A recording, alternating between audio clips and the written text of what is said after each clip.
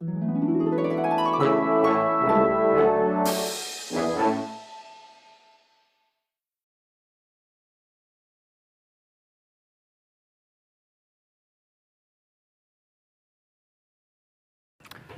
à tous, merci Benoît.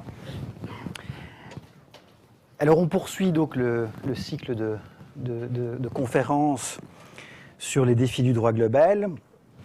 Et vous aurez déjà compris, je pense, à ce stade, qu'à la question de savoir à quoi sert le droit global, on répond en général qu'il sert essentiellement à réguler les problèmes globaux.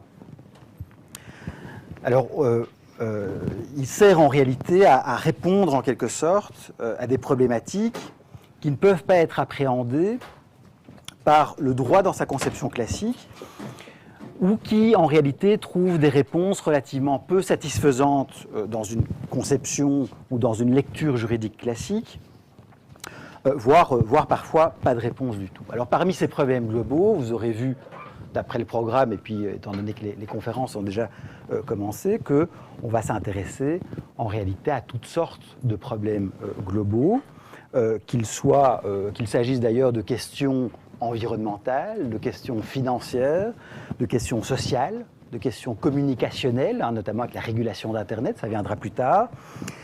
Et la séance d'aujourd'hui est consacrée à l'étude en particulier d'un défi bien particulier du droit global, qui est celui qui consiste à essayer d'apporter des éléments de réponse à la question de savoir comment le droit global peut-il servir à protéger les droits de l'homme et l'état de droit. Alors, ce que ces problèmes globaux ont en commun, c'est que, de manière générale, d'ailleurs qu'il s'agisse des problèmes économiques, sociaux, humains, etc., c'est qu'on voit qu'à l'ère de la globalisation en particulier, ils prennent un nouveau visage, en quelque sorte. Pourquoi ? Eh bien simplement parce que la globalisation entraîne elle-même une série de changements relativement profonds à l'échelle du monde, et ces changements ne sont pas sans effet sur les droits de l'homme. Je vais illustrer un petit peu en quoi, même si vous avez déjà entendu certains de ces éléments-là dans le cadre des conférences précédentes, j'aimerais bien illustrer en particulier certains de ces changements profonds liés à la globalisation et en quoi, en réalité, ils ont un effet, un impact sur les droits de l'homme et la manière dont on va appréhender les droits de l'homme dans ce contexte. Premier changement que l'on cite habituellement, premier changement type de cette globalisation, c'est la question de la croissance des flux. On voit que les flux transnationaux, notamment, sont de plus en plus importants, sont de plus en plus notables, sont de plus en plus présents, qu'il s'agisse d'ailleurs de flux migratoires, de personnes, de flux financiers, de flux informationnels, la question des nouvelles technologies de la communication, la question aussi des flux des risques environnementaux, sécuritaires, etc. Ce sont des questions qui sont de plus en plus présentes, de plus en plus marquées dans le cadre de la globalisation. Et ces flux-là vont avoir, évidemment, l'augmentation de ces flux-là va avoir nécessairement un impact sur les droits de l'homme et la manière dont on peut envisager de protéger les droits de l'homme, dont on va appréhender également les droits de l'homme. À titre d'exemple, simplement, eh bien, le fait que les flux informationnels sont transnationaux, de plus en plus rapides, croissants, etc., va faire que la question des violations des droits de l'homme est une question qui va être plus facilement diffusée, qui va plus facilement circuler. Et donc des violations qui éventuellement se dérouleraient en Birmanie ou en Thaïlande ou ailleurs, qui éventuellement auraient pu rester plus confidentielles, eh bien, sont plus facilement communiquées et mieux connues, évidemment, du reste du monde, ce qui va permettre par la suite, éventuellement, eh bien, d'inciter différents acteurs de la société civile, notamment, à prendre fait et cause pour ce type pour des actions contre ce type de violation, là où éventuellement, si effectivement on n'avait pas accès à l'information, eh bien simplement elle resterait confinée dans un cadre très local. Deuxième illustration de ces changements profonds motivés par la globalisation et qui sont effectivement le signe des effets de cette globalisation, c'est la question des nouvelles menaces. Hein, on voit que cette croissance des flux va s'accompagner aussi d'une augmentation assez perceptible de menaces contre la sécurité humaine et la paix mondiale, où on va effectivement considérer, par exemple, que la faim dans le monde, l'esclavage moderne, le terrorisme international, la pauvreté, la corruption sont effectivement des menaces qui aujourd'hui, en réalité, concernent le monde. Alors, ce sont des menaces également, évidemment, qui concernent tout autant les droits de l'homme. Et on voit que les droits de l'homme et leur respect peuvent être considérés comme étant un facteur de stabilité à l'échelle du monde. Donc ça, c'est évidemment aussi une donne qui change face à ces nouvelles menaces. Les droits de l'homme deviennent en quelque sorte un rempart de lutte et la possibilité éventuellement de stabiliser en quelque sorte notamment les relations internationales, ou en tout cas de les contrer les menaces. Ces menaces globales. Alors, troisième illustration de ces changements, c'est la montée en puissance de différents acteurs globaux qui vont agir sur la scène globale, et ce, donc à l'échelle du monde. On voit que les entreprises multinationales, par exemple, mais également les banques, les ONG, les acteurs de la société civile, agissent de plus en plus justement à une échelle globale. Et cela va concerner, en matière de droits de l'homme, tant les violateurs, par exemple, lorsque l'on considère qu'une entreprise multinationale peut être accusée de violer ou de participer à la violation, d'être complice de violation de droits de l'homme, mais cela concerne également la protection des droits de l'homme, hein, le militantisme, l'activisme en faveur de la protection des droits de l'homme, qui est de plus en plus pris en main par des acteurs qui ne sont pas des acteurs locaux, mais qui sont des acteurs globaux. On pense ici notamment aux ONG. Alors, quatrième élément important, c'est l'émergence de nouvelles normativités. Hein, ça, j'imagine, c'est un sujet aussi sur lequel vous avez déjà eu l'occasion de vous pencher. On voit effectivement apparaître différents types de normes susceptibles de réguler ces problèmes globaux. Je ne m'étends pas là-dessus, mais on voit notamment en matière de droit international des droits de l'homme et de droits de l'homme, qu'on va de plus en plus faire appel non seulement aux traités, à différents types de législation auxquelles nous sommes habitués en droit, mais également à d'autres types de normes que l'on va appeler notamment, qu'on va en général catégoriser sous le titre de soft law, hein, de droit mou, en ayant recours par exemple à des codes de conduite, voire à des directives de différentes sortes, à des guidelines éventuellement qui sont émises par différents types d'acteurs et qui vont servir éventuellement aussi à imposer une forme de régulation de problèmes globaux et notamment de la question du respect des droits de l'homme. Et alors le cinquième point que j'aimerais bien souligner en guise d'introduction sur les effets du changement et les changements profonds inspirés par la globalisation, il faut préciser, et cela a certainement aussi déjà été dit, que ces problèmes globaux ont la caractéristique, la plupart du temps, d'échapper en quelque sorte à l'empire du droit et au mode de régulation classique, et surtout d'échapper au contrôle des États qui ne peuvent plus se contenter de réguler ces problèmes-là à l'échelle nationale, à l'échelle du territoire national. Par définition, ces problèmes globaux-là transcendent les frontières, et c'est évidemment, bien entendu, le cas de la question de la régulation des violations des droits de l'homme qui de plus en plus transcendent les frontières et donc dès lors vont devoir être régulés grâce à des réponses globales et non plus territoriales ou locales. Alors en soi, il y a évidemment beaucoup de changements. Maintenant, tout ça n'est pas non plus complètement nouveau, et l'on sait que pour réguler les problèmes transnationaux, on se tourne en général vers, classiquement, le droit international public, puisque le droit international public est, il faut le rappeler, un droit qui vise à organiser la coopération et la coordination des États, justement en vue de lutter en commun contre des menaces globales. Ce qui change toutefois, et c'est là-dessus que je vais insister dans le cadre de cet exposé, ce qui change d'une fois, c'est d'une part, c'est le discours théorique sur le droit, qui vise à offrir des solutions plus adaptées pour lutter contre des menaces globales et pour réguler les problèmes globaux. Donc il y a un discours qui change.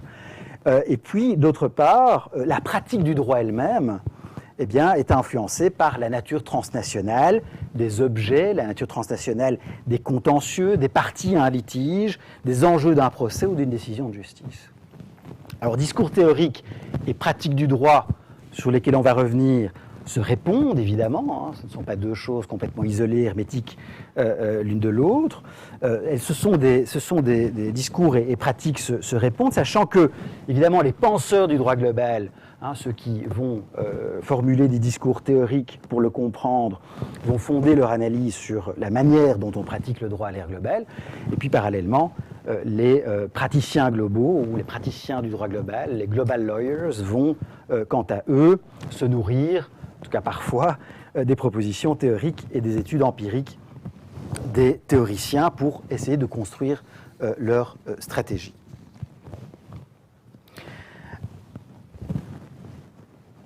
À cet égard, il faut insister et rappeler surtout que le droit international public, auquel je viens de faire référence, peut être conçu, peut être appréhendé comme une théorie du droit global parmi d'autres. C'est la théorie qui, effectivement, est acceptée, pleinement intégrée en droit positif et qui est supposée offrir des solutions visant à réguler utilement les problèmes transnationaux. Toutefois, le droit international public repose en réalité sur des principes, sur différents modèles, sur des éléments fondateurs, des éléments constitutifs, qui apparaissent aujourd'hui, et c'est la critique notamment qui est formulée dans le cadre des discours sur le droit global, qui apparaissent aujourd'hui comme étant inadaptés en réalité pour répondre aux défis de la globalisation et aux exigences d'une justice globale. Les problèmes globaux auxquels on faisait référence, les flux transnationaux, les nouveaux acteurs globaux, les nouveaux instruments de régulation, en réalité ne rentrent pas ou pas bien dans les cases conceptuelles de ce droit international public. Alors, on peut prendre plusieurs exemples pour montrer comment est-ce que l'on peut appréhender ce caractère inadéquat du droit international public. J'en prends quatre exemples sur lesquels je reviendrai évidemment dans le cadre du détail de la stratégie globale notamment que l'on peut mettre en œuvre pour protéger les droits de l'homme. Premier exemple, face aux dictateurs, notamment aux tortionnaires d'État, on voit en réalité que le droit international public offre plutôt une protection des dictateurs que de véritables solutions contentieuses pour éventuellement les traduire en justice. Il y a plein de raisons techniques et d'outils juridiques qui permettent de protéger en général notamment les chefs d'État en exercice contre toute inquiétude de type judiciaire, notamment évidemment l'immunité des chefs d'État, mais simplement aussi parfois des rapports politiques, des rapports de force politiques qui vont faire que aujourd'hui peut-être qu'il n'est pas effectivement avantageux dans un cadre de stratégie politique globale d'inquiéter tel ou tel chef d'État malgré le fait qu'il est manifestement responsable de violations parfois très graves des droits de l'homme. Cela vaut également pour, dans une certaine mesure en tout cas, parfois pour des tortionnaires ou d'autres violateurs des droits de l'homme qui, parce qu'ils ont agi dans le cadre d'un État autoritaire, simplement ne sont pas aujourd'hui inquiétés. En tout cas, il est difficile de les inquiéter judiciairement. Alors le projet du droit global va justement consister à défier ce type de cas-là, ce type de situation, même si politiquement, cela peut s'avérer compliqué, même si juridiquement, c'est également compliqué. Donc le cas emblématique défié par le droit global auquel j'aimerais bien faire référence, c'est le cas d'Hissène-Habré, qui est un ancien dictateur tchadien, qui était dictateur au Tchad de 1982 à 1990, et qui est considéré comme étant responsable de la mort de plus de 40 000 personnes durant son mandat, ce qui est quand même un bilan relativement inquiétant, et eh bien, qui, en réalité, est aujourd'hui, grâce à des stratégies de droit global, effectivement, inquiété par et poursuivi, effectivement, en Afrique, par une juridiction africaine mise en place en collaboration entre le Sénégal et l'Union africaine. Je vais revenir évidemment sur ce cas-là. Deuxième exemple qui montre peut-être le caractère inadapté, dépassé, diront certains, voire obsolète du droit international public, face aux entreprises multinationales qui, on le sait tous, investissent, opèrent dans des pays parfois faibles ou autoritaires, et bien souvent, malheureusement, se rendent complices de violations des droits de l'homme dans ces États-là. Eh bien, en réalité, le droit international public, le droit international des droits de l'homme, se révèle assez lacunaire. Ces entreprises-là, ces entreprises multinationales ne sont pas, en réalité, titulaires d'obligations internationales de respecter les droits de l'homme. Elles ne se sont pas engagées, ne peuvent pas s'engager à ratifier des traités comme la Convention européenne des droits de l'homme ou le Pacte international sur les droits civils et politiques, par exemple, puisque ces traités-là ne concernent évidemment, comme vous le savez, que les États. Seuls les États peuvent s'engager à respecter ce type d'obligation. Et plus brièvement encore, on pourrait simplement dire que eh bien, aucune cour internationale aujourd'hui ne peut poursuivre en justice des entreprises multinationales pour les violations commises à l'étranger. Cas emblématique défié par le droit global, encore une fois, à chaque fois le droit global va tenter malgré tout de tordre le droit classique pour essayer d'offrir des solutions. Cas emblématique donc, eh bien, c'est celui sans doute de l'affaire Pfizer au Nigeria. Pfizer est une entreprise pharmaceutique américaine qui a mené des essais cliniques en 1996 à Kano au Nigeria durant une épidémie de méningite. Et ces tests ont fait en réalité plusieurs victimes et furent effectués surtout sans le consentement des enfants qui bénéficiaient du vaccin et de leurs parents. Donc c'était des expériences médicales qui, en tout cas d'un point de vue éthique, paraissent tout à fait condamnables et d'un point de vue évidemment juridique également. Maintenant, il faut encore arriver évidemment à eh bien, poursuivre d'une manière ou d'une autre Pfizer ou ce type d'entreprise-là pour des faits qui se sont déroulés au Nigeria dans un contexte évidemment très particulier, très spécifique. Du Nigeria, évidemment, dans un État qui est, en plus de ça, plutôt mal coté au plan de la transparence et de la non-corruption.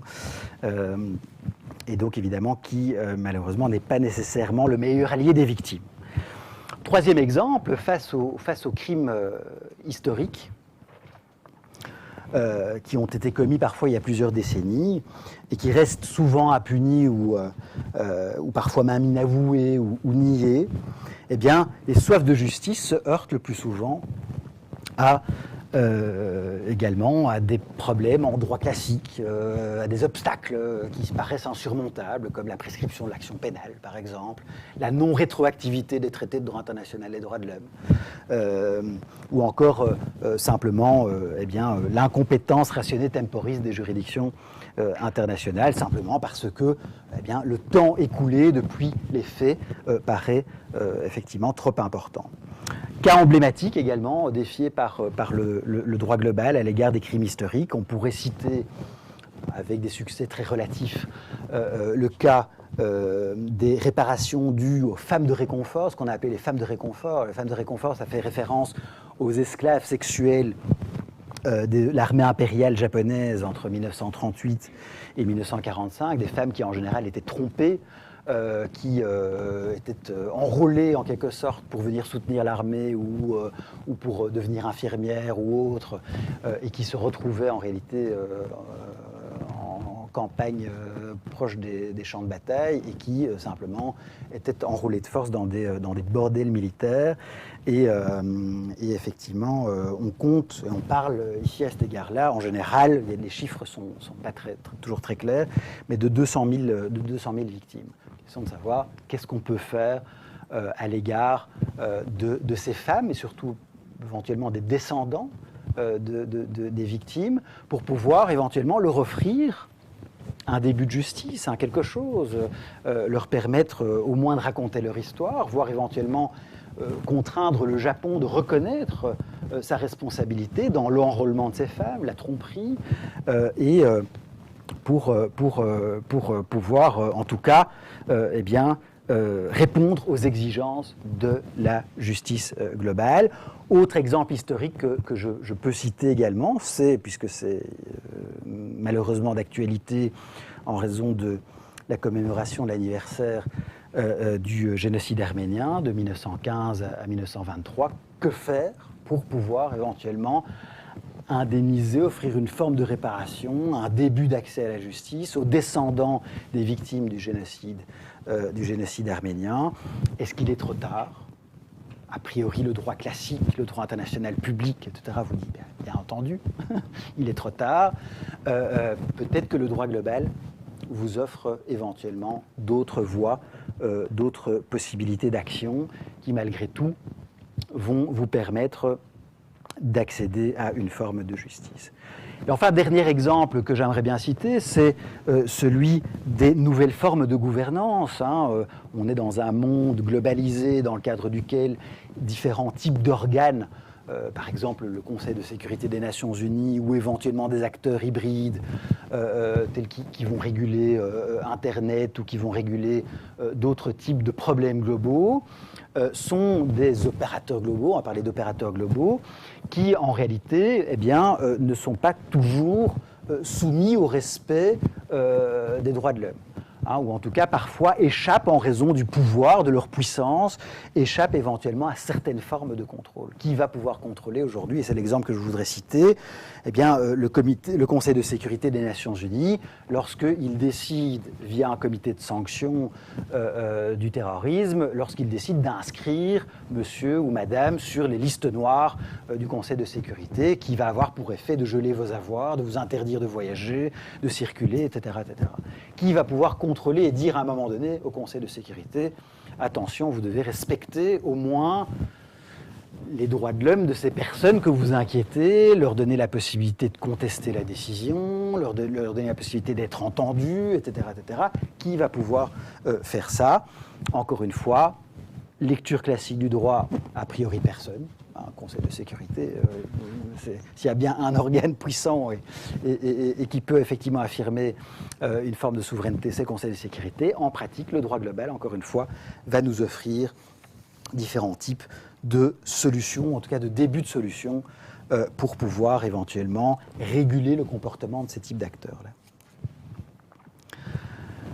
Alors on voit à la lumière de ces différents exemples que le droit, et le droit international public en particulier, sont donc source d'insatisfaction. Vous comprenez pourquoi, lorsque vous êtes confronté à ce type de cas-là, lorsque vous êtes avocat et qu'on vient vous demander conseil pour pouvoir aider éventuellement les descendants du génocide, des victimes du génocide arménien, pour éventuellement trouver une forme de réparation ou autre, ou lorsque l'on va éventuellement invoquer devant vous la violation par des multinationales des droits de l'homme, on voit que le droit international public, le droit sont sur le plan conceptuel et sur le plan pratique, en réalité, source d'insatisfaction parce qu'ils ne permettent pas de répondre à ces défis et surtout aux exigences de la justice globale. Et donc il va falloir tordre le droit, et ce, à deux niveaux.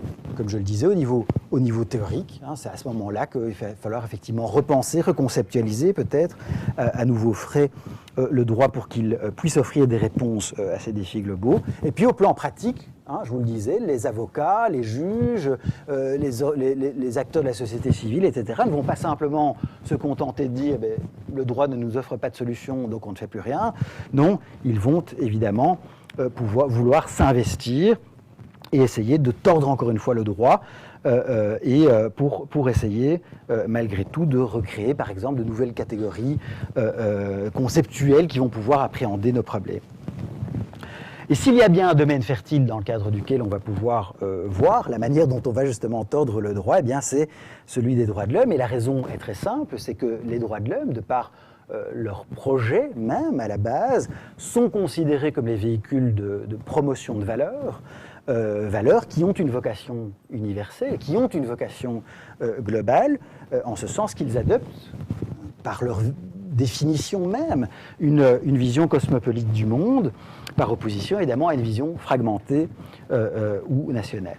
Donc le droit international des droits de l'homme, notamment, c'est-à-dire la branche du droit international public qui organise à l'échelle internationale la protection de ces valeurs universelles dont je parle, est un droit qui peut lui-même être perçu comme étant une réponse précoce, en réalité, aux exigences de la justice globale en matière de droits de l'homme en particulier. Et on connaît tous, vous avez déjà entendu dans le cadre de vos cours, notamment ou lors de conférences, les formidables avancées du droit international des droits de l'homme.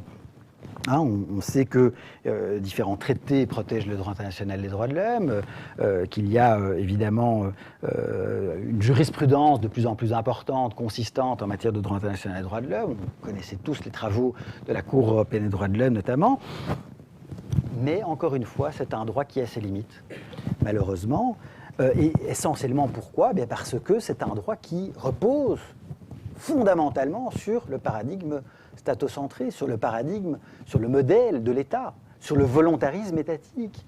Qui fait le droit international des droits de l'homme ? C'est l'État. Qui négocie les traités ? C'est l'État. Ce sont les États ensemble qui vont négocier les traités, qui vont s'engager ou non à les ratifier, qui peuvent éventuellement par la suite les dénoncer, qui peuvent faire des réserves quand une disposition éventuellement leur pose un problème quelconque. Qui va pouvoir éventuellement déterminer quel État peut-être accepte ou non la compétence juridictionnelle de tel ou tel type de juridiction? Ce sont les États qui ont encore une fois la main sur ce type de décision.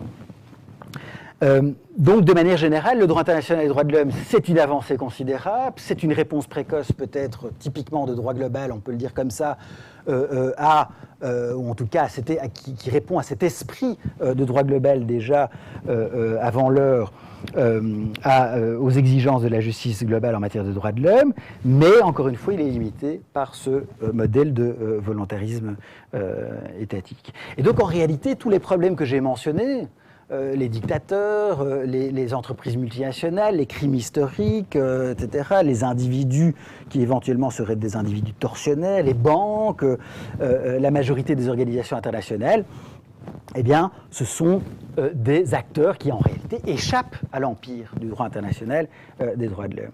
On ne peut pas en tenter d'action contentieuse devant la Cour européenne des droits de l'homme, comme je le disais, contre une entreprise, contre le FMI, contre la Banque mondiale, contre le Conseil de sécurité des Nations Unies. Ces acteurs-là œuvrent véritablement dans une sorte de vide juridique et jouissent le plus souvent, quand on est confronté à des problèmes de violation des droits de l'homme, en tout cas, d'une forme d'impunité de fait. Alors attention, ce n'est pas pour ça qu'il n'y a pas de réponse juridique, parfois satisfaisante, ou en tout cas de début de réponse juridique dans le droit positif. On a évidemment notamment par exemple la branche du droit international pénal, que vous connaissez aussi, avec la possibilité éventuellement de poursuivre judiciairement à l'échelle internationale devant la Cour pénale internationale des individus qui auraient commis des crimes de guerre, crimes contre l'humanité ou qui seraient impliqués dans des actes génocidaires. Mais là encore, on est de nouveau dans une logique qui reste malgré tout une logique étatique, une logique très politique, avec évidemment un rôle prédominant du Conseil de sécurité des Nations Unies, qui va pouvoir en réalité un petit peu mener à la baguette les différents acteurs pour pouvoir favoriser plutôt tel type d'action que tel autre. Et en réalité, on est véritablement dans le cadre, en droit international pénal, d'une justice qui reste une justice d'exception. Alors, les solutions proposées maintenant sont évidemment nombreuses, parfois encore au niveau de tentatives seulement, mais on voit que les discours ou les théories du droit global, notamment, vont, comme je le disais, proposer de reconceptualiser, de repenser le droit à l'échelle du monde. Et ces théories sont nombreux, ces discours sont nombreux. On a beaucoup travaillé avec le Centre Perelman sur l'identification de ces différents types de théories, de ces différents types de discours du droit global. Il ne s'agit pas du tout ici pour moi de faire une cartographie critique de ces théories, mais simplement d'utiliser certains types de discours de droit global pour illustrer justement la manière dont éventuellement on peut répondre à des problématiques droits de l'homme en particulier par rapport à tel ou tel type d'approche. Alors, on retiendra surtout, quand je vais utiliser essentiellement 4 types de discours du droit global, on retiendra surtout que ces discours-là ou ces théories, en réalité, ne s'opposent pas radicalement. Ce sont des théories qui, le plus souvent, à mon avis, en tout cas, peuvent être considérées comme se répondant parfois les unes aux autres. Et simplement, elles adoptent parfois des perspectives différentes, n'ont pas toujours les mêmes projets, et elles adoptent la problématique simplement d'un point de vue différent, mais en tout cas, ce qu'il faut, à mon avis, éviter de faire, c'est simplement de choisir sa théorie. Il faut simplement prendre en compte l'ensemble des discours qui existent, ou en tout cas certains d'entre eux, pour pouvoir y prendre ce dont on a besoin pour comprendre comment peut-on éventuellement réguler globalement la problématique, notamment des droits de l'homme. Alors, je prendrai donc, comme je le disais, quatre exemples de discours. Le premier, ce serait l'approche naturaliste, l'approche du droit naturel. Alors, dans les théories qui vont se référer au droit naturel pour repenser le droit à l'échelle du monde, on a cette idée, en tout cas quand on s'intéresse plus particulièrement au droit international public, cette idée selon laquelle le droit international public est obsolète. Le droit international public, il est mort. L'État est complètement dépassé par rapport aux problèmes globaux, et donc il faut tout repenser. Et il faut reconstruire en réalité un droit post-national, c'est-à-dire un droit idéal pour le bien commun de l'humanité, qui va être centré notamment sur les droits de l'homme.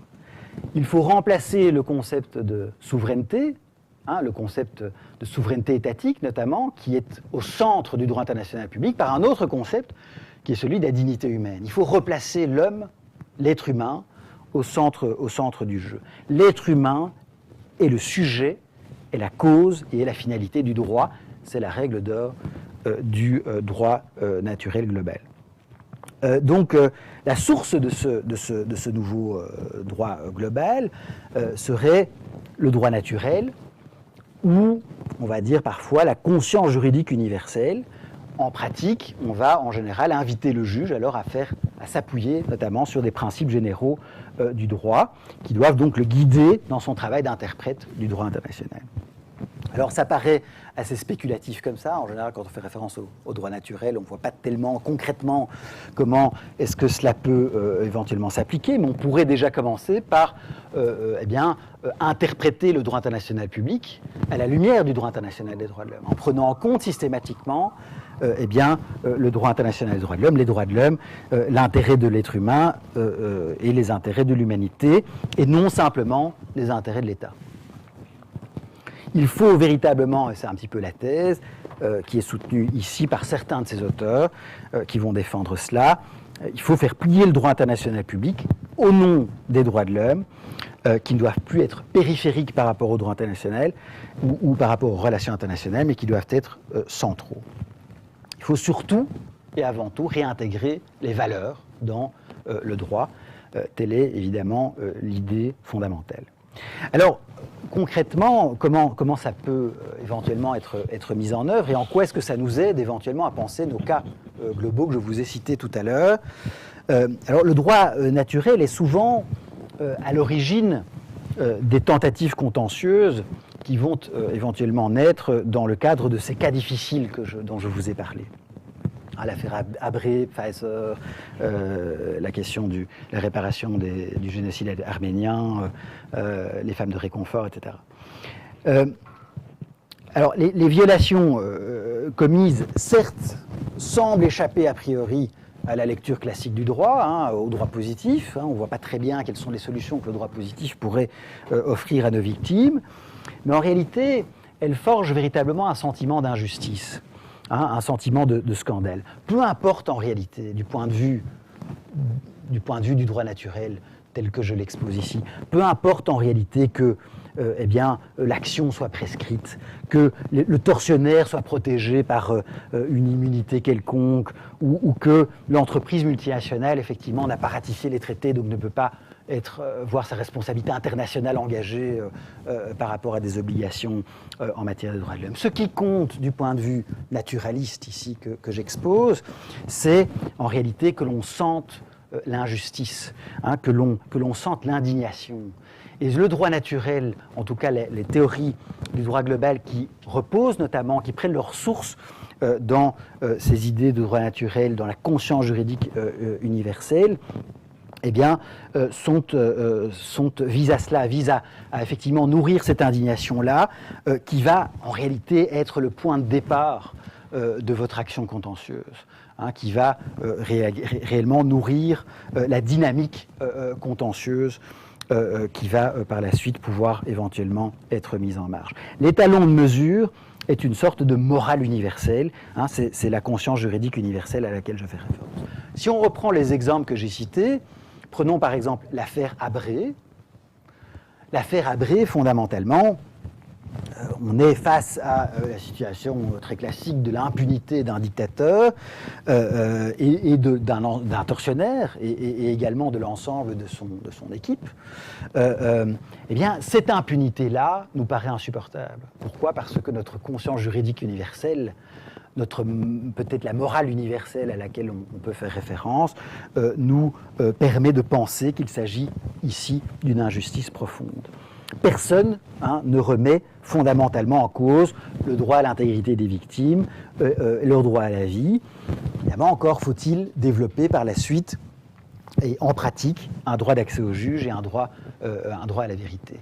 Vous voyez que l'indignation, la justice première, elle vient de ce sentiment partagé, très commun, très global, selon lequel, effectivement, ce type de situation-là est source d'injustice et effectivement, qui va nourrir votre indignation. C'est le point de départ. La mobilisation, notamment de l'opinion publique, par exemple, va contribuer à nourrir éventuellement votre action. Deuxième exemple, dans l'affaire Pfizer, où vous avez une entreprise pharmaceutique américaine, particulièrement puissante, particulièrement riche, qui se retrouve à un moment donné dans un État africain plutôt pauvre et qui va manipuler en quelque sorte des gens particulièrement vulnérables, qui sont malades, et notamment des enfants, pour effectivement leur prescrire des médicaments dans une optique de test pharmaceutique. On est de nouveau ici dans l'injustice la plus fondamentale, l'injustice la plus frappante, même si effectivement, en tant que juriste, on peut dire, malheureusement, il y a peu de possibilités d'action, on est tous d'accord pour dire que effectivement, cela suscite à tout le moins, au minimum, l'indignation et que cela doit motiver potentiellement différents types d'actions.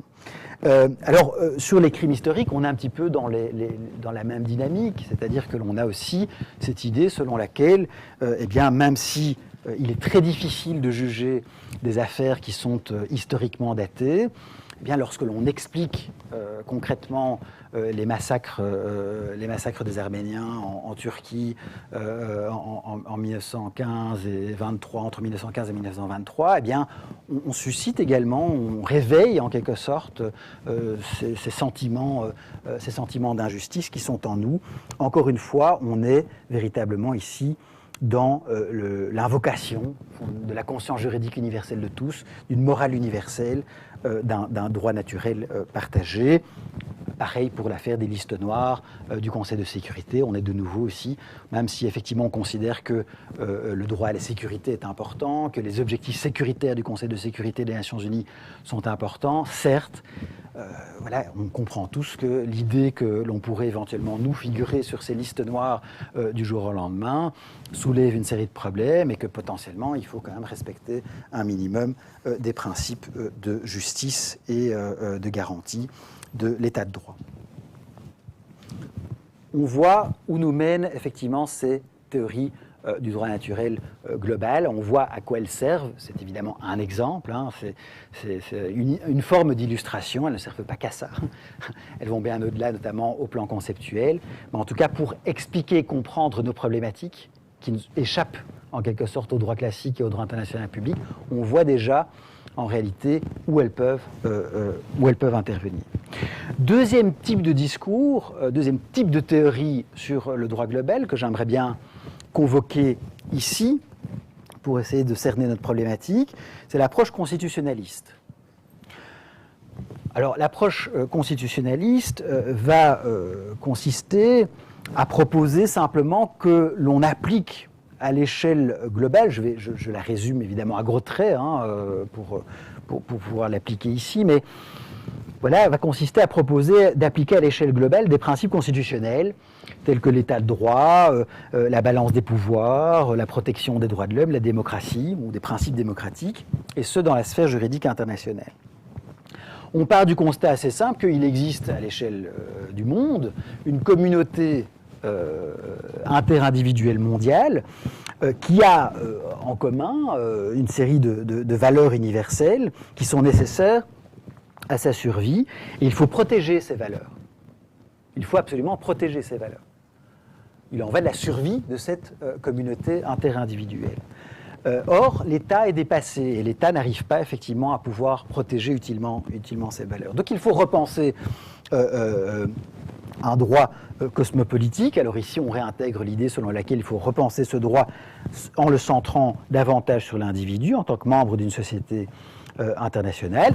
Comment organiser ce droit ? Concrètement, peut-être qu'il faut mettre en place une institution ou une organisation institutionnelle globale.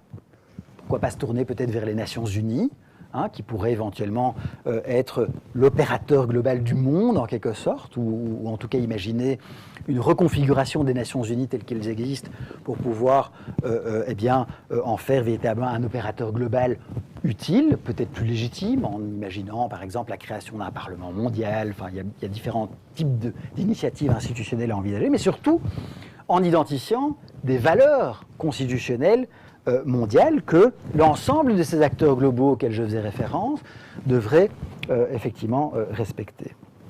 Il ne s'agit pas de mettre en place un gouvernement mondial, mais il s'agit d'humaniser, de légitimer la gouvernance mondiale et l'ensemble des activités dans lesquelles notamment les États sont potentiellement impliqués.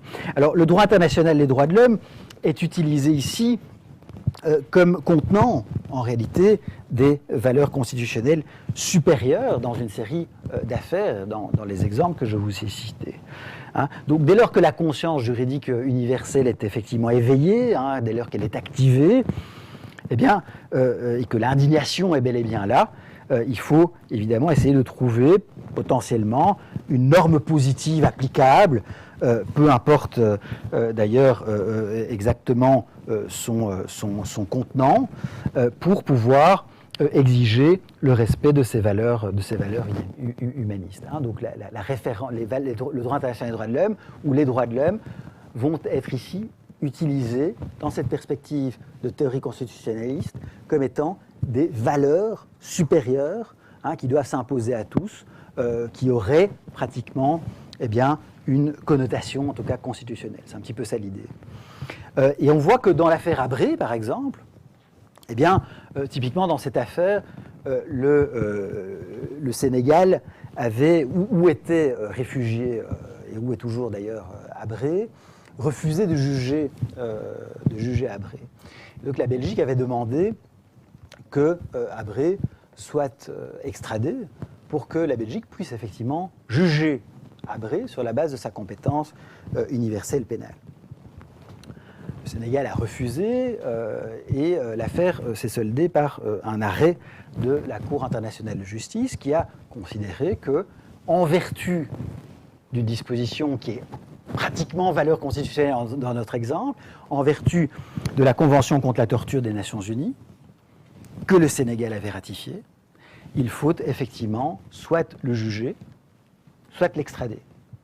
La Cour internationale de justice, ici, va invoquer en réalité une valeur supérieure, une norme supérieure à l'ensemble de ce différend apparemment insoluble, qui est cette Convention contre la torture des Nations Unies. Donc on voit ici l'effet potentiel de ce type de norme. Affaire des listes noires du Conseil de sécurité des Nations Unies, on retrouve un petit peu cette même dynamique, c'est-à-dire que le Conseil de sécurité croyait pouvoir agir tranquillement, en toute impunité, sans être trop inquiété, ce qui est encore le cas, bien entendu. Cependant, évidemment, lorsque l'on met quelqu'un sur une liste noire, cela a des effets. Et les États vont devoir, évidemment, respecter, prendre en compte ces listes noires, geler concrètement les avoirs de la personne concernée, l'interdire de voyager, etc. Les États sont obligés, évidemment, de respecter les consignes du Conseil de sécurité en la matière. Or, il y a eu plusieurs procès liés à ce type d'affaires, plusieurs types de contentieux, notamment devant la Cour de justice de l'Union européenne, mais aussi devant la Cour européenne des droits de l'homme, dans le cadre desquels il est apparu qu'en réalité, eh bien, la sécurité n'était pas tout. Les principes sécuritaires ne pouvaient pas être considérés comme étant supérieurs à ceux d'autres valeurs que sont celles du droit international des droits de l'homme et des droits de l'homme et de la justice globale. Donc on voit qu'en réalité, dans ce type d'affaires-là, eh bien, les droits de l'homme sont utilisés en quelque sorte comme une forme de normes supérieures qui vont pouvoir imposer une forme de régulation d'un comportement qui semble y contrevenir. Dans l'affaire Pfizer, Pfizer, l'entreprise américaine pharmaceutique, pour son œuvre déplorable au Nigeria. Dans les procès qui ont suivi aux États-Unis et au Nigeria, eh bien, le droit international des droits de l'homme fut systématiquement invoqué également comme fondement des actions. On a invoqué le Code de Nuremberg, on a invoqué la déclaration d'Helsinki qui porte sur les expérimentations médicales, qui est en réalité de la soft law, mais on l'a invoqué comme étant une norme, en tout cas, qui devait imposer un certain type de comportement à ces acteurs pharmaceutiques. On a invoqué également le Pacte international sur les droits civils et politiques, ou encore même la coutume internationale. Ce genre de références normatives à connotation, à valeur constitutionnelle, donc va être utilisé pour faire avancer notre cas global, notre cause globale, notre justice globale, conformément à l'approche constitutionnaliste. Troisième approche, troisième type de discours, je vous rassure tout de suite, il n'y en a que 4, je le rappelle.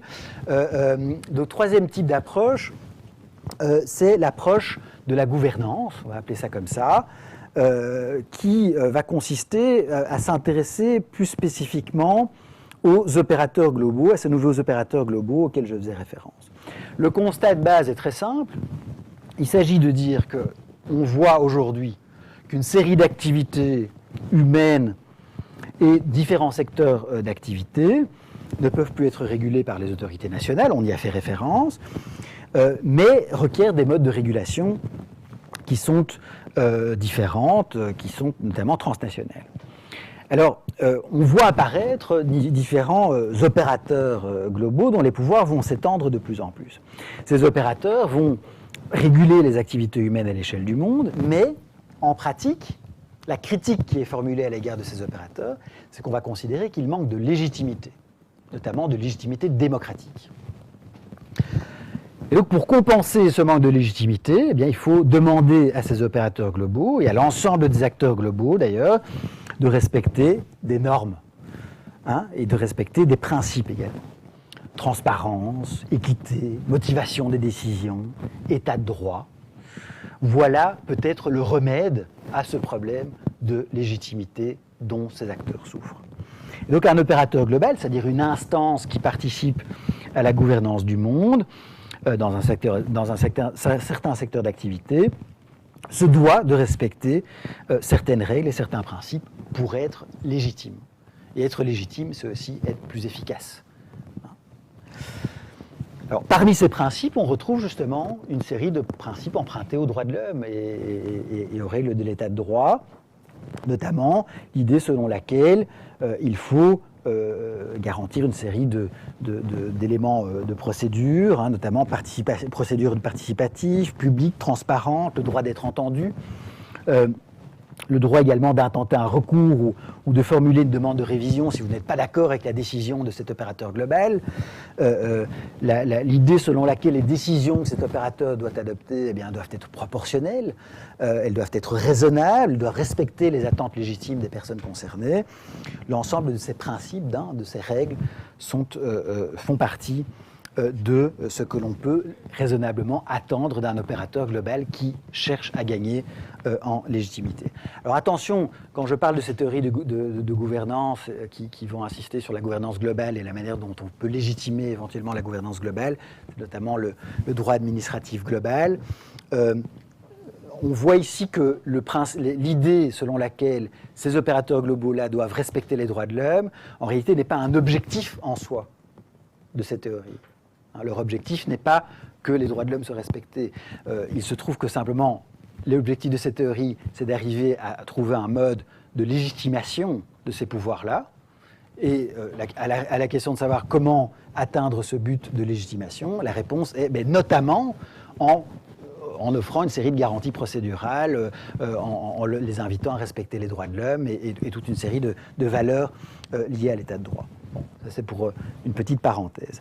Alors, illustration par rapport à nos différents cas que l'on a étudiés jusqu'ici, on voit que les efforts de légitimation de la gouvernance sont présents en réalité partout et dans tous les secteurs. Et on peut considérer que l'exemple est convaincant à partir du moment où on voit un opérateur global commencer à mettre en place, qu'il soit contraint ou non, eh bien, une série de garanties procédurales. L'acteur ou l'opérateur global représente en quelque sorte ici le pouvoir, avec un grand P.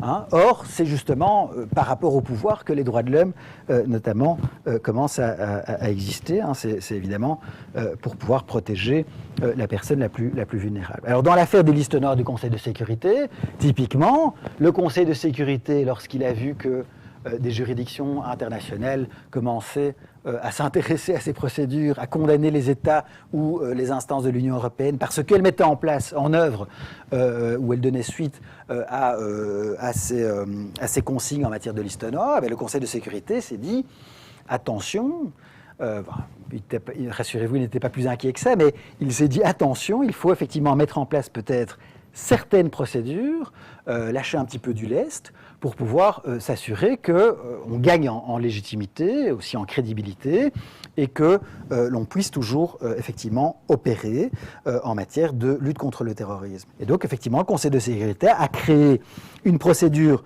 de plainte auprès d'un médiateur, qui est un médiateur indépendant, mais nommé par le secrétaire général des Nations Unies, mais indépendant du comité de sanctions notamment.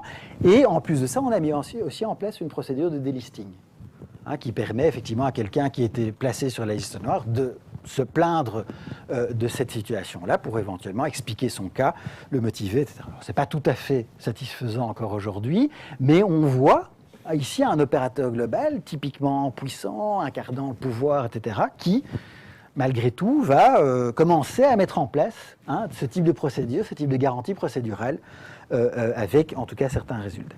L'affaire Pfizer, par exemple, peut aussi être citée, c'est-à-dire que suite aux différents procès qui ont inquiété à différents degrés Pfizer pour les expérimentations médicales au Nigeria, eh bien Pfizer, notamment, d'une part, s'est engagé à un moment donné aux États-Unis dans le cadre d'une de ces affaires contentieuses dans un règlement amiable, indemnisant notamment les victimes. Alors le contenu du règlement amiable, à ma connaissance, je ne sais plus, mais je crois n'est pas connu.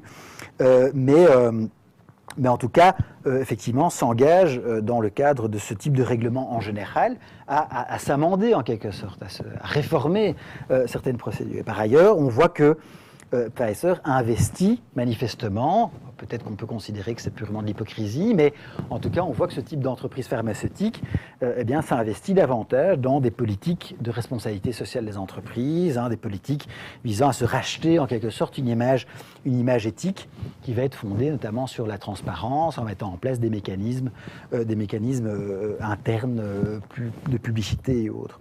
Dans l'affaire Abré, on voit aussi par exemple, que l'Union africaine, typiquement un opérateur global, c'est une organisation régionale relativement importante, qui va effectivement à un moment donné prendre aussi en compte le fait que, même si n'a pas spécialement envie de commencer à faire juger les dictateurs africains en établissant éventuellement des précédents, l'Union africaine à un moment donné plie.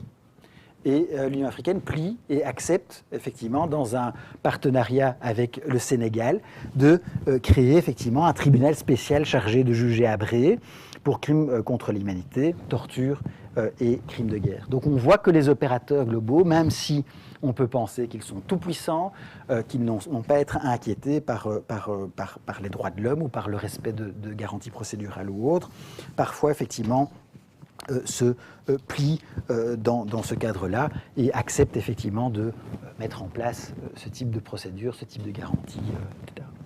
Quatrième et dernière approche, c'est l'approche contentieuse, sans doute la plus importante en matière de stratégie et de développement stratégique de protection des droits de l'homme, qui se concentre, elle, essentiellement sur le procès. Donc cette quatrième approche vise davantage à s'intéresser à la manière dont les acteurs judiciaires, les juges, les avocats, les victimes, acteurs judiciaires au sens très large, la société civile notamment, vont tordre le droit pour l'adapter aux exigences de la justice globale. Alors ici, selon cette approche-ci, il faut envisager le monde comme un terrain de jeu judiciaire mondial. Les systèmes judiciaires nationaux, en réalité, il faut considérer qu'ils ne sont pas hermétiques les uns aux autres, ils sont perméables, ils sont potentiellement ouverts pour connaître les injustices globales. Les juges nationaux et internationaux, juges entendus au sens très large, font partie d'une communauté globale qui sont les premiers garants des droits de l'homme, fondamentalement. Et une injustice, qu'elle ait été commise à Bombay, à Tunis ou ailleurs, doit pouvoir être jugée à New York, à La Haye, à Paris ou à Buenos Aires. Les juges, en réalité, deviennent dans cette configuration-ci, selon cette approche-ci, ou doivent devenir les garants de l'ordre mondial et s'ouvrir peut-être à ces victimes les plus vulnérables, ouvrir en tout cas leur prétoire à ces personnes pour pouvoir éventuellement leur offrir la possibilité d'une discussion contentieuse, la possibilité de raconter leur histoire, la possibilité éventuellement de rendre justice. Donc l'idée est très simple de cette approche contentieuse. Si le monde se globalise, peut-être qu'il faut aussi que la justice se globalise, que le juge monte lui-même en puissance et qu'il s'ouvre justement aux procès transnationaux avec des parties transnationales qui peuvent être privées ou publiques, etc., de différentes natures, qui formulent devant lui des demandes transnationales. les violations des droits de l'homme, évidemment, et en particulier, deviennent l'affaire de tous dans cette configuration-ci. Et les partis vont ainsi avoir recours, les ONG notamment, les différents acteurs de la société civile, vont avoir recours à ce qu'on va appeler une forme de forum shopping, qui va consister à choisir sur la scène mondiale le juge le plus susceptible de répondre à l'injustice globale qu'elle dénonce. On va, à ce moment-là, choisir de délocaliser le contentieux. On ne peut pas juger au Nigeria. On va éventuellement voir dans quelle mesure est-ce que le juge américain, le juge hollandais, etc., n'est pas susceptible d'être plus à l'écoute de la cause que je veux porter. Alors on voit que dans ce choix stratégique qui est opéré par les différents acteurs, on voit souvent que les États-Unis apparaissent comme étant un forum judiciaire particulièrement attrayant pour des raisons différentes sur lesquelles on peut éventuellement revenir dans le cadre des échanges. Et donc les partis qui vont opérer ce type de forum shopping vont en réalité tenter leur chance, vont saisir sur la base d'une loi de compétence extraterritoriale le plus souvent, ou en montrant en tout cas qu'il y a un lien parfois très ténu entre la situation litigieuse et le forum du juge. Eh bien, on va saisir donc un juge qui, s'il est compétent, s'il peut affirmer effectivement sa compétence, eh bien, va offrir aux parties un lieu de discussion contentieuse, va ouvrir la voie potentiellement vers la négociation, va en tout cas contribuer à faire de la publicité de l'affaire et auprès de l'opinion publique notamment, voire éventuellement peut, pourquoi pas, aboutir à un moment donné à adopter une décision de justice globale.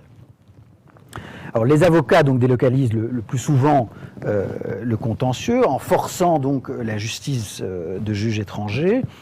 Et on le voit notamment dans les différents exemples que j'ai cités. Je reprends de nouveau ces exemples-là. Affaire des listes noires, existe-t-il une juridiction devant laquelle nous pouvons éventuellement inquiéter d'une manière ou d'une autre le Conseil de sécurité? La réponse est non. Que fait-on dans ce cas-là? Eh bien, on va identifier éventuellement des acteurs un peu plus périphériques, en l'occurrence les États qui doivent eux-mêmes mettre en œuvre les recommandations du Conseil de sécurité, et on va effectivement demander, notamment à la Cour européenne des droits de l'homme, par exemple, qu'elle constate l'engagement de la responsabilité internationale de la Suisse, par exemple, dans une affaire très concrète, qui n'aurait pas dû, effectivement, considérer que les mesures sécuritaires adoptées par le Conseil de sécurité primaient sur les droits de l'homme. Non, elle aurait dû effectivement opérer un contrôle et considérer que les droits de l'homme étaient sans doute plus importants. En tout cas, dans un certain contexte. Ce n'est pas toujours le cas. Voilà. Dans l'affaire Habré, eh bien, on est typiquement dans un cas de contentieux stratégique de ce type-là et délocalisation.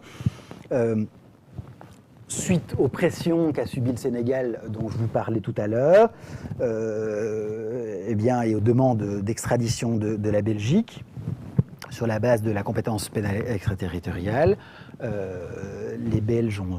Belgique a saisi la Cour internationale de justice, qui s'est prononcée, comme je vous l'ai expliqué tout à l'heure, en faveur de la Belgique, en considérant qu'il fallait soit juger, soit extrader. Puis, effectivement, nous avons par la suite eu, effectivement, grâce à différents types de pression, un procès contre les 21 anciens responsables des services de sécurité tchadiens, cette fois-ci au Tchad, tout simplement parce qu'il y a eu un changement de régime au Tchad qui a ouvert en réalité des possibilités d'action contentieuse au Tchad directement.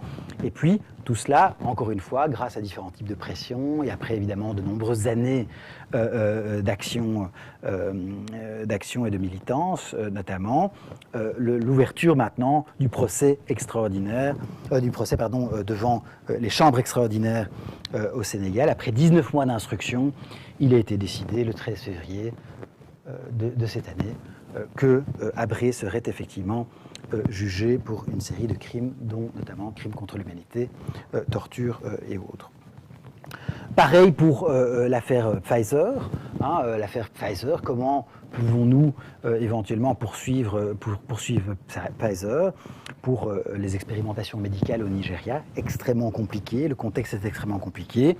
Cependant, des plaideurs ingénieux ont effectivement saisi des juges américains sur la base de législation permettant d'invoquer, en tout cas qui permettait d'invoquer dans une certaine mesure la responsabilité civile d'entreprises multinationales pour des violations du droit international et des droits de l'homme notamment, qui a permis effectivement à terme aux partis de négocier à un moment donné un règlement amiable qui est resté confidentiel et qui a également ouvert la voie, en tout cas contribué à faire pression sur le Nigeria pour que lui-même accepte d'organiser des poursuites contre Pfizer qui ont abouti également à un règlement amiable pour 75 millions de dollars, en principe au profit des victimes.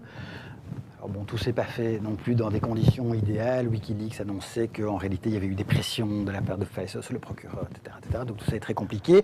Et on voit encore aujourd'hui que même si effectivement il y a eu un règlement qui a été arrêté, qui a été négocié, on voit que Pfizer a encore un petit peu de difficulté à mettre tout ça en œuvre et à indemniser notamment les victimes, ce qui a provoqué en réalité la colère de celle-ci et un nouveau procès des victimes contre Pfizer qui ne respecterait pas ses engagements. Dernier exemple que je voudrais citer, c'est celui de l'affaire du génocide arménien, bien entendu, un procès type d'expérience contentieuse quasiment impossible, ou en tout cas très difficile.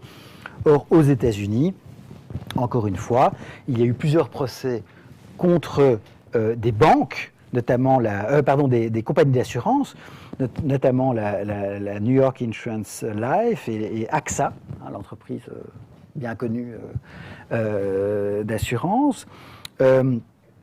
Simplement qui visait à réclamer des réparations donc à ces compagnies d'assurance qui avaient discrètement gardé bien pour elles les polices d'assurance qui assuraient en principe la vie donc de plusieurs victimes du génocide arménien.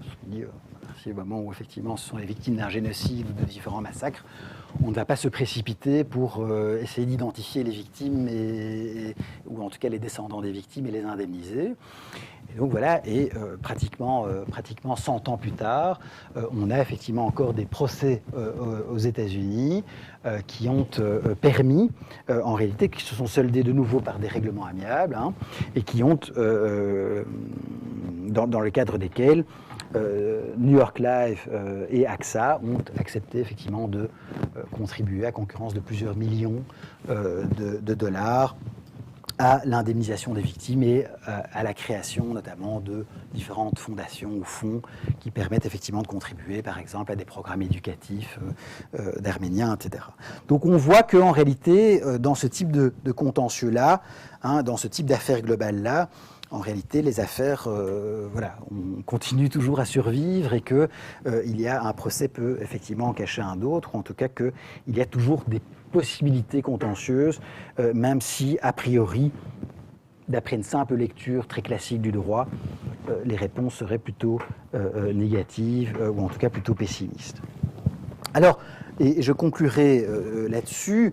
On voit que le droit global en action, que j'ai essayé un petit peu de vous expliquer par rapport à la problématique en particulier, la problématique des droits de l'homme, on voit que c'est le résultat en réalité de la mise en œuvre de l'ensemble de ces éléments-là, de l'ensemble de ces théories, peut-être de l'ensemble de ces discours, en tout cas elles y font écho, et surtout la chose sur laquelle je voudrais insister, c'est le fait que lorsque l'on est consulté, saisi de ce type de questions, de ce type de problématiques qui vous paraissent insolubles d'après l'application d'une grille de droit plus classique, il faut surtout se poser les bonnes questions et peut-être essayer de casser un petit peu les éléments trop classiques que l'on a en sa possession.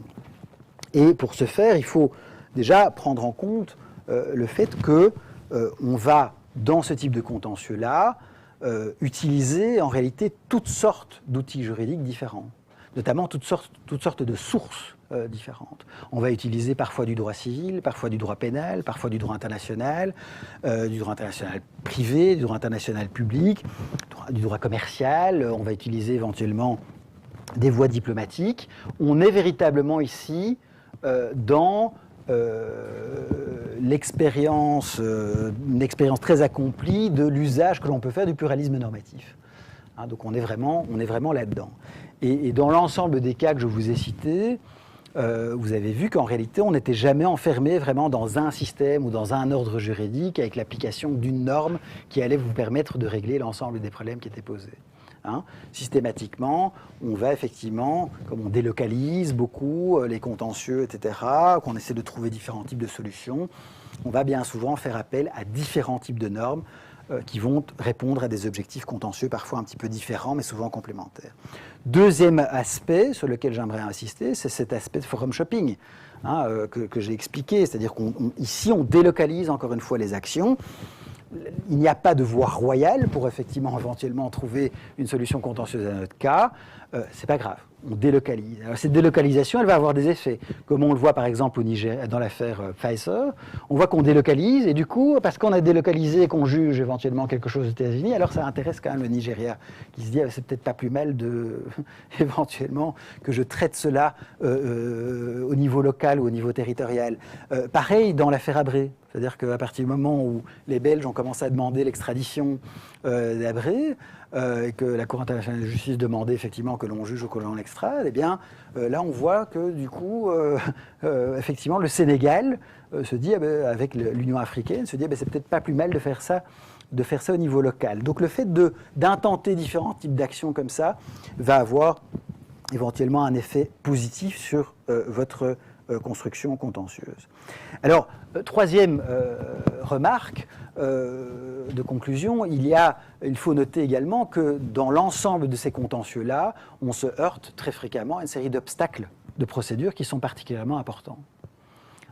Donc lorsque vous saisissez, vous avez peut-être un petit peu suivi ou entendu parler en tout cas de la fameuse loi de compétence universelle pénale en Belgique, ce sont des outils qui vont pouvoir permettre parfois de juger ou de poursuivre dans un pays des violations de différents types qui ont été commises à l'étranger, mais ce sont des outils en général très compliqués à manier.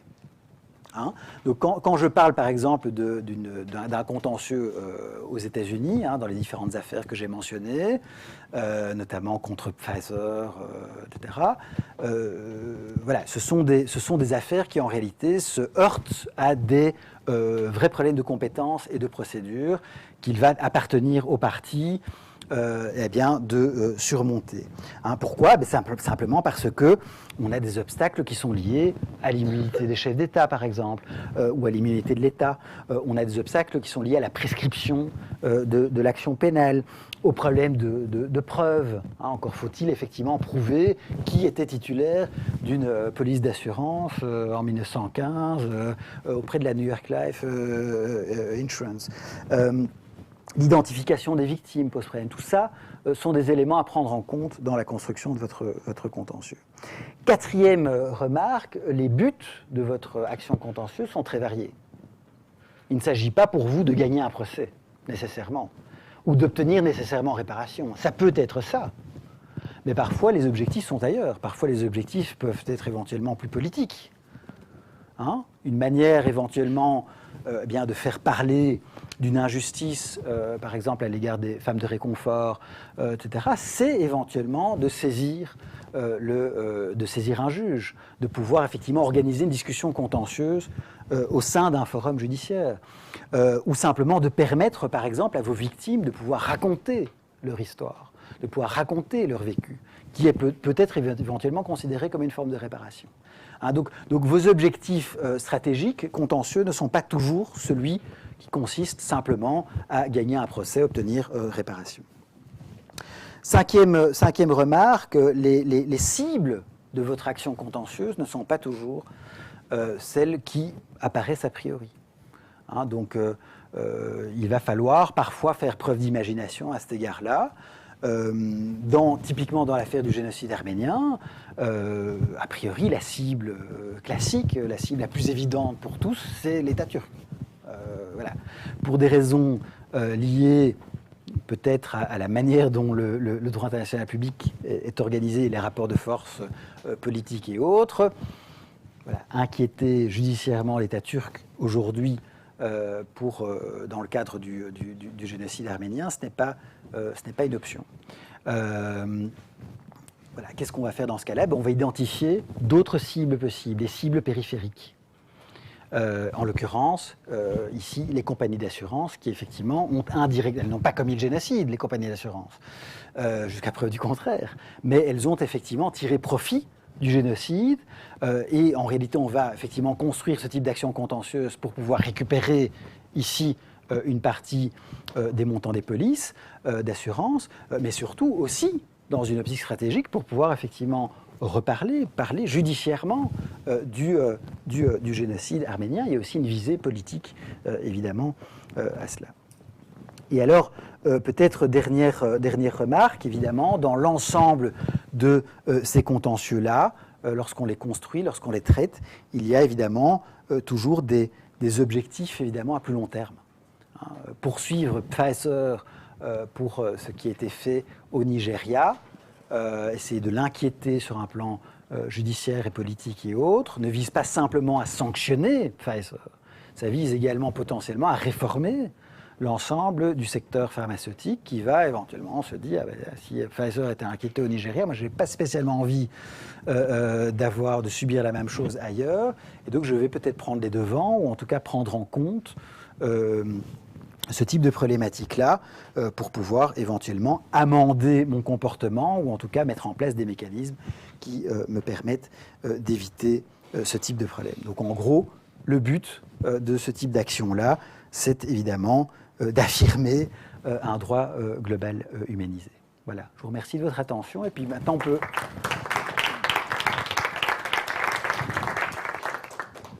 on peut passer aux questions.